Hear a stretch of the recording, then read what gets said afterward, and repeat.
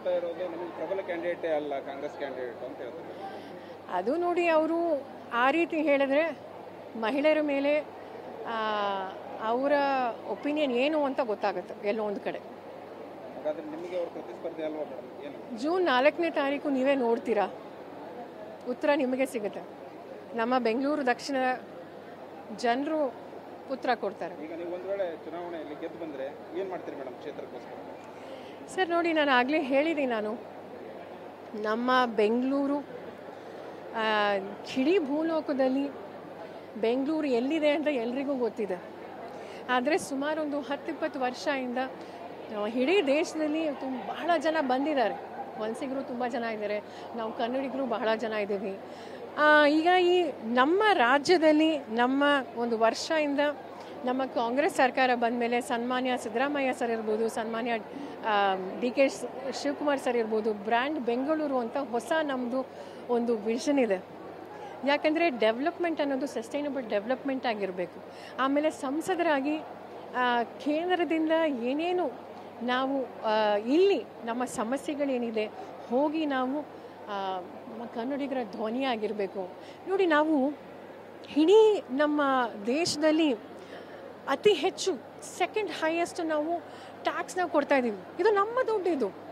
ನೀವೊಂದು ಶರ್ಟ್ ಖರೀದಿ ಮಾಡ್ತೀರಿ ಅಂದ್ಕೊಳ್ಳಿ, ನಾವೊಂದು ನಮ್ಮ ಸಂಬಳದಿಂದ ನಾವೊಂದು ಏನೋ ಒಂದು ನಾವು ಖರೀದಿ ಮಾಡಿ ಆ ಟ್ಯಾಕ್ಸು ಆ GST ಎಲ್ಲ ಹೋಗ್ತಾ ಇದೆ ಪ್ರತಿಯೊಂದು ರಾಜ್ಯದಿಂದ ಕೇಂದ್ರಕ್ಕೆ ನಾವು ಹೋಗಿ ಕಳಿಸ್ತಾ ಇದ್ದೀವಿ.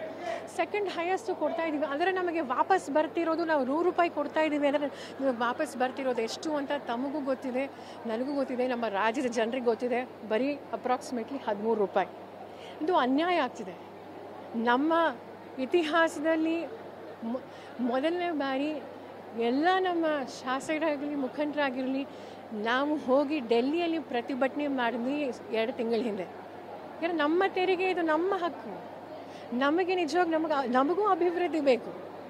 ಹಾಗಾಗಿ ಈ ನಮ್ಮ ಬೆಂಗಳೂರಾಗಿರ್ಬೋದು, ನಮ್ಮ ಕರ್ನಾಟಕ ಆಗಿರ್ಬೋದು ಅಭಿವೃದ್ಧಿ ಮಾಡಬೇಕು. ಆಮೇಲೆ ಅನೇಕ ಸಮಸ್ಯೆಗಳು ಇದೆ, ತಮಗೂ ಗೊತ್ತಿದೆ. ಹಾಗಾಗಿ ನಾವು ಒಟ್ಟಿಗೆ ಕೆಲಸ ಮಾಡಬೇಕು. ಕೇಂದ್ರ ಸರ್ಕಾರ, ರಾಜ್ಯ ಸರ್ಕಾರ ಒಟ್ಟಿಗೆ ನಾವು ಕೆಲಸ ಮಾಡಿದ್ರೇ ನಾವು ಅಭಿವೃದ್ಧಿ ಕೆಲಸ ಮಾಡೋಕ್ಕೆ ಸಾಧ್ಯ. ನಮ್ಮ ಜನರ ಪರ ನಾವು ಕೆಲಸ ಮಾಡೋಕ್ಕೆ ಸಾಧ್ಯ. ಎಲ್ರಿಗೂ ಕಾಂಗ್ರೆಸ್ ಸರ್ಕಾರದ ಗ್ಯಾರಂಟಿ ಒಂದು ಕಡೆ ನಿಮಗೂ ಪ್ಲಸ್ ಆಗುತ್ತೆ ಮೇಡಮ್? 100% ಸರ್. ನೋಡಿ, ರಾಜ್ಯದ ಮೂಲೆ ಮೂಲೆ ಹೋಗಿ ನೀವು ಕೇಳಿ. ನಾನು ಸುಮಾರು ಒಂದು 6 ತಿಂಗಳ ಹಿಂದೆ ಬಾಗಲಕೋಟೆಗೆ ಹೋಗಿದ್ದೆ. ಅಲ್ಲಿ ನಿಜವಾಗ್ಲೂ ಜನರು ಬಂದು,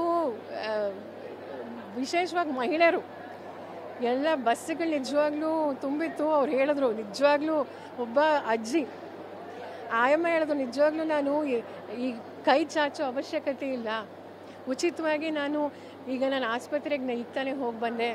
ಇನ್ನೊಬ್ಬ ಹೆಣ್ಮಗಳು ಅವ್ರು ಹೇಳಿದ್ರು, ನಾನು ನಿಜವಾಗ್ಲೂ ಗಾರ್ಮೆಂಟ್ಸಲ್ಲಿ ಕೆಲಸ ಮಾಡ್ತೀನಿ, ನಾನು ಸಂಬಳ ಬರ್ತಿರೋದೇ ನನಗೆ 8,000, ಸೊ 1,500-2,000 ನನಗೆ ಬಸ್ ಪಾಸ್ ಹೋಗ್ತಾಯಿತ್ತು. ಈಗ ನಾನಿದು ಉಳಿತಾಯ ಮಾಡಿ ನನ್ನ ಮಕ್ಕಳಿಗೆ ನಾನೊಂದು ಫೀಸ್ ಕಟ್ತಾಯಿದ್ದೀನಿ. ಇನ್ನೊಬ್ಬ ಹೆಣ್ಮಗಳು ಹೇಳ್ತಾರೆ, ಈ 2,000 ಗೃಹಲಕ್ಷ್ಮಿ ಯೋಜನೆ ಇದೆಯಲ್ಲ, ನನ್ನ ಕಚೇರಿಗೆ ಎಷ್ಟು ಜನ ಮಹಿಳೆಯರು ಬರ್ತಾಯಿದ್ರು. ಯಾಕಂದರೆ ನೀವೊಬ್ಬ ಮಹಿಳೆಯಾಗಿ ಇನ್ನೊಬ್ಬ ಮಹಿಳೆ ಕಷ್ಟ ನಿಮ್ಗೆ ಅರ್ಥ ಆಗುತ್ತೆ ಅಂತ.